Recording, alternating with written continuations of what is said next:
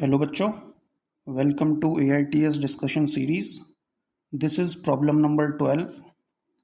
In this problem, there is a series of reaction given, and in this series of reaction, you have to identify the product A, B and C. So start करते हैं. आपको सबसे पहले एक reactant दिया है. इस reactant की रिएक्शन उसने B2H6 से की है and the equivalent of B2H6 in this reaction is 1. So you have given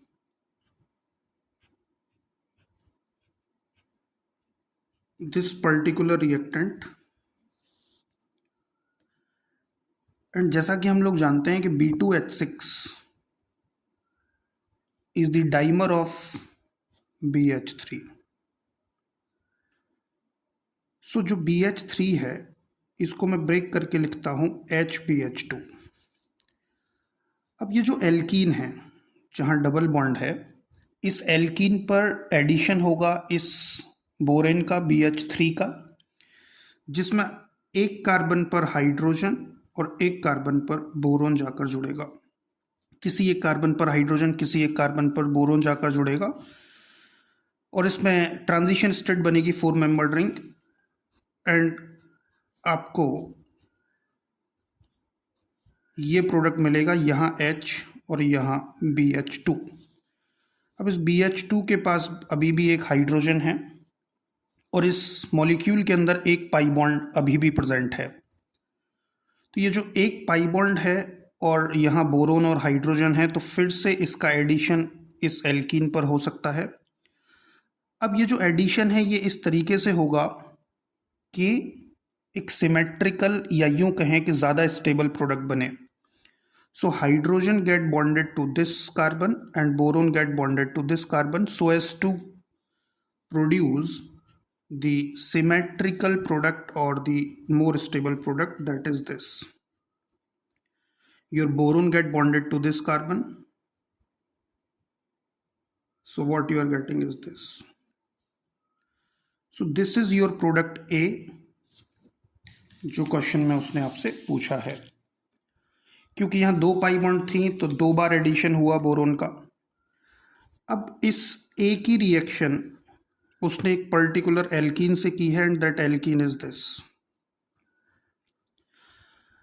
अब इस बोरोन के पास एक हाइड्रोजन अभी भी प्रेजेंट है. So this hydrogen get bonded to this carbon and boron get bonded to this carbon. Basically ये जो mechanism है ये ऐसी mechanism, this mechanism is similar to hydroboration oxidation. So basically what we are doing is hydroboration in which boron and hydrogen get bonded to the pi bond to give product A. Now that product A again undergo hydroboration in which hydrogen get bonded to the carbon, this carbon, and boron get bonded to this carbon, and this is basically according to anti-Markovnikov's rule. तो anti-Markovnikov's rule के according addition होगा. Now the question is कि इसी pi bond पर addition क्यों होगा, इस pi bond पर एडिशन क्यों नहीं होगा. सो द आंसर इज कि ये जो आपका बोरोन का कंपाउंड है दैट इज बल्कियर. क्योंकि ये बल्कियर है तो it will react to the less hindered alkene and the less hindered pi bond is this. तो ये लेस हिंडर्ड पाई बॉन्ड है, इसी पर एडिशन होगा according to anti Markovnikov's rule because your product A is bulkier.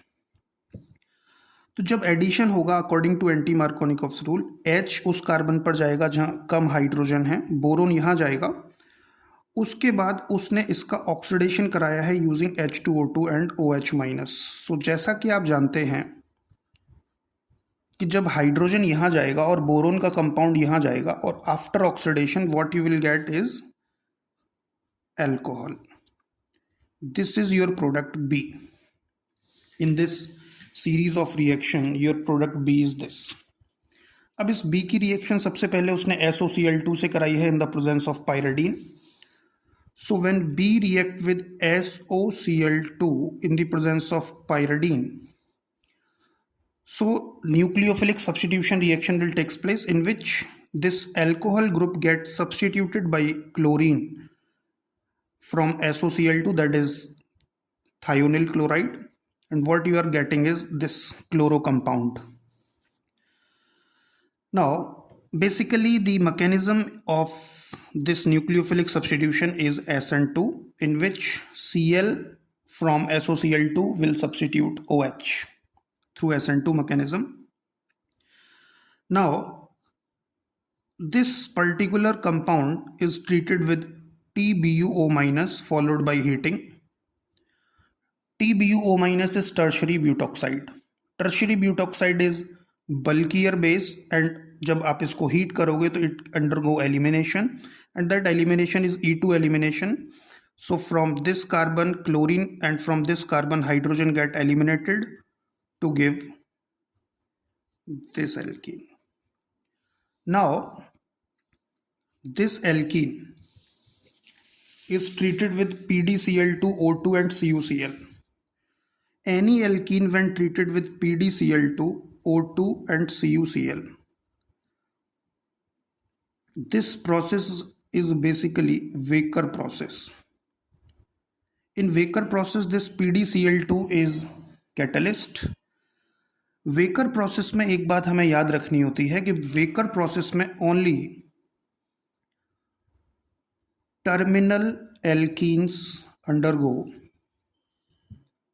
This reaction, और जब terminal alkene waker process करते हैं तो इस कंपाउंड के अंदर टर्मिनल एल्कीन है ये, तो टर्मिनल जो नॉन टर्मिनल कार्बन है, दैट इज दिस, जो नॉन टर्मिनल कार्बन है ये वाला, इस कार्बन पर ऑक्सीडेशन होता है and what we are getting is ketone.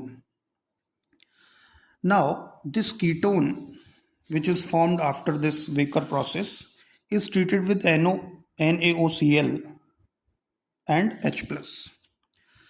तो जैसा कि आप जानते हैं कि NaOCl is used for chloroform reaction,